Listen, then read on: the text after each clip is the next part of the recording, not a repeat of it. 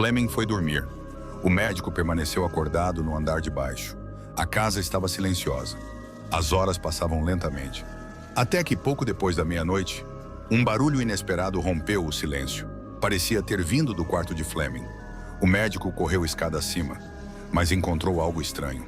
A porta, que deveria estar aberta, estava fechada. Após várias tentativas, conseguiu entrar e encontrou Fleming caído ao lado da cama. Ele ainda respirava, mas parecia extremamente assustado, como se tivesse visto algo impossível. O médico olhou ao redor. O quarto estava vazio, nenhuma janela aberta, nenhum sinal de invasão. Nada. Mas havia uma sensação inquietante no ar. E quando a equipe examinou a cena mais tarde, descobriu um detalhe que tornaria tudo ainda mais misterioso. O que eles encontraram?